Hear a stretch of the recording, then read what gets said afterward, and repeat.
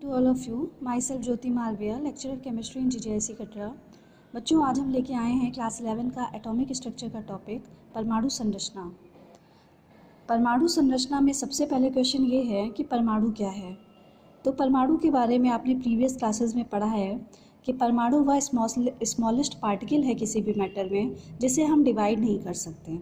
ठीक है, तो स्मॉलेस्ट पार्टिकल है। तो परमाणु जो है, अगर हम उसकी कंस्ट्रक्शन को देखें तो परमाणु बेसिकली दो तरह के पार्टिकल से मिलकर बना होता है।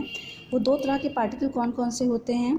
एक होते हैं स्टेबल पार्टिकल्स और एक होता है अनस्टेबल पार्टिकल। स्टेबल पार्टिकल्स में आपने पढ़ा है इलेक्ट्रॉन, प्रोटॉन, न्यूट्रॉन, ये सारे के सारे पार्टिकल क्या होते हैं? स्टेबल होते हैं। इन्हीं को फंडामेंटल पार्टिकल्स भी कहते हैं एटम्स की। परमाणु के फंडामेंटल पार्टिकल क्या होते हैं? इलेक्ट्रॉन, प्रोटॉन और न्यूट्रॉन। अगर हम अनस्टेबल पार्टिकल की बात करें तो ये है पॉजिट्रॉन, न्यूट्रिनो, मेसॉन, इस तरह के पार्टिकल जो हैं आपके अनस्टेबल पार्टिकल हैं। तो इनका जो होता है अस्तित्व ये एटम्स में बहुत कम दिखाई देता है, क्योंकि ये अनस्टेबल होते हैं तो ये बनते बिगड़ते रहते हैं।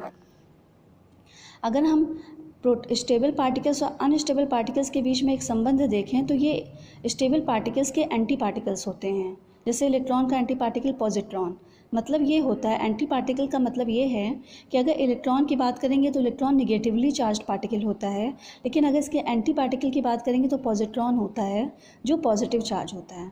ये दोनों आपस में इंटरकन्वर्ट हो सकते हैं। ठीक है, लेकिन यहाँ पे केवल हमें एटॉमिक स्ट्रक्चर के बारे में डिस्कशन करना है। तो एटम्स जो होते हैं वो बेसिकली आपके तीन तरह के पार्टिकल से मिलकर बने होते हैं, इलेक्ट्रॉन, प्रोटॉन और न्यूट्रॉन।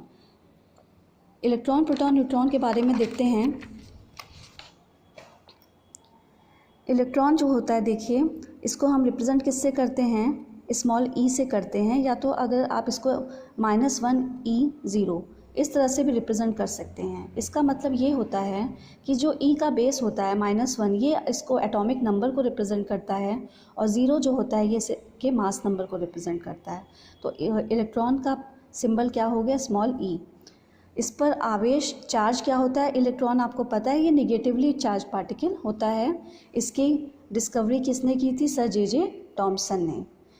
किसी भी एटम में इसकी पोजीशन क्या होती है? इसकी पोजीशन किसी भी एटम में न्यूक्लियस के बाहर होती है। अभी हम देखेंगे कि किसी भी एटम में न्यूक्लियस क्या होता है और इसमें फंडामेंटल पार्टिकल्स कहाँ पर स्थित होते हैं।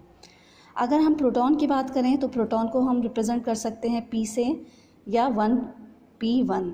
ठीक है, यहाँ भी इसका ये 1 जो है ये एटॉमिक नंबर और मास नंबर को रिप्रेजेंट कर रहा है।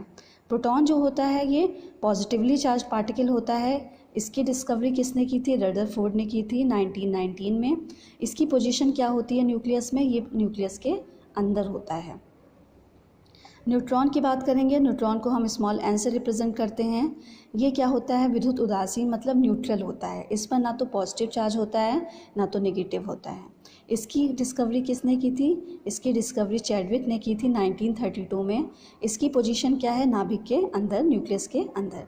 इस तरह से हमने इलेक्ट्रॉन, प्रोटॉन, न्यूट्रॉन के बारे में देखा कि इसको हम कैसे रिप्रेजेंट करते हैं, किस सिंबल से, उस पर क्या चार्ज होता है, उसकी पोजीशन क्या होती है किसी भी एटम में, और उसकी डिस्कवरी किसने की।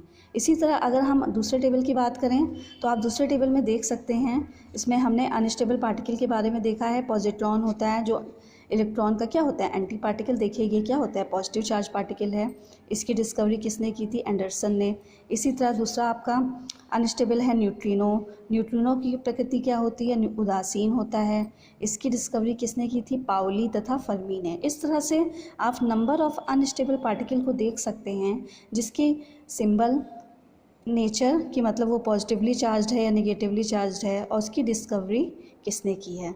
ठीक है, तो इस तरह से आपने देखा एटम्स जो होते हैं वो इलेक्ट्रॉन, प्रोटॉन, न्यूट्रॉन से मिलकर बने होते हैं। ये सारे के सारे पार्टिकल क्या होते हैं? स्टेबल होते हैं, और stable particle he fundamental particles of atom कहलाते हैं। अगर अब हम एटॉमिक स्ट्रक्चर की बात करें, एटम्स के बारे में बात करेंगे तो देखिए कोई भी एटम है, ठीक है, कोई भी एटम है तो उसका ये जो होता है, किसी भी एटम में जैसे आप जानते हैं कोई भी वस्तु, से पृथ्वी का एक सेंटर पॉइंट होता है। मान लीजिए पृथ्वी है, क्या है? स्फीयर है, गोल है। इस पर मिडिल में एक पॉइंट है, इसको हम कहते हैं सेंटर ऑफ अर्थ। ठीक है, पृथ्वी का केंद्र बिंदु। इसी तरह कोई भी वस्तु है, अगर हम एटम की बात करेंगे, मान लीजिए एक एटम है और एटम के एक एटम है, तो एटम का जो सेंटर पॉइंट होगा ये इसका क्या होगा, न्यूक्लियस होगा। ठीक है, इसका क्या होगा, न्यूक्लियस होगा, इसी को हम बोलते हैं नाभिक। तो किसी भी एटम के न्यूक्लियस में क्या होता है, ये न्यूक्लियस है आपका, तो इस न्यूक्लियस में ही आपका प्रोटॉन प्लस न्यूट्रॉन होता है। क्या होता है, इस न्यूक्लियस के अंदर ही आपका क्या होता है, अगर इसको हम देखें, इसको थोड़ा सा विस्तार में, ये न्यूक्लियस, इसको हम इस तरह से मान लीजिए रिप्रेजेंट कर दें न्यूक्लियस को, तो इस न्यूक्लियस के अंदर ही आपका क्या होता है, प्रोटॉन होता है प्लस क्या होता है, न्यूट्रॉन होता है। और इस न्यूक्लियस के बाहर जो स्पेस है यहाँ पे आपका क्या होता है, इलेक्ट्रॉन होता है। ठीक है, तो अगर हम एटम के न्यूक्लियस की बात करें, न्यूक्लियस क्या होता है, एक सेंटर पॉइंट होता है जिस पे सारा का सारा मास क्या होता है, सेंटर्ड होता है। इस न्यूक्लियस में के अंदर प्रोटॉन और न्यूट्रॉन होते हैं और न्यूक्लियस के बाहर क्या होता है, इलेक्ट्रॉन होते हैं। आपको पता है प्रोटॉन पे कौन सा चार्ज होता है, पॉजिटिव होता है, और न्यूट्रॉन पे क्या होता है, ज़ीरो, कोई चार्ज नहीं होता। तो इस तरह से किसी भी एटम के न्यूक्लियस पे क्या चार्ज होगा, हमेशा वो पॉजिटिवली चार्ज्ड होगा। ठीक है, अगर हम एटम के न्यूक्लियस की बात करेंगे तो एटम का न्यूक्लियस हमेशा पॉजिटिवली चार्ज्ड होगा और उसके सराउंडिंग जो इलेक्ट्रॉन होंगे वो क्या जनरेट करेंगे, नेगेटिव चार्ज। ठीक है, तो कोई किसी भी एटम के सराउंडेड चार्ज क्या होंगे, नेगेटिव होंगे, और न्यूक्लियस का चार्ज क्या होगा, पॉजिटिव होगा। तो आज के लेक्चर में हमने एटॉमिक स्ट्रक्चर के कंस्ट्रक्शन के बारे में पढ़ा कि दो टाइप के पार्टिकल से मिलके बनते हैं। स्टेबल पार्टिकल ही फंडामेंटल पार्टिकल्स होते हैं। उसके बाद जो एटम का न्यूक्लियस होता है उसमें प्रोटॉन और न्यूट्रॉन प्रेजेंट होते हैं और उसके सराउंडेड क्या होते हैं, इलेक्ट्रॉन होते हैं जो रिवॉल्व करते हैं। ठीक है, जो न्यूक्लियस होता है उसके चारों ओर क्या करते हैं, घूमते रहते हैं, मोशन करते रहते हैं। ठीक है।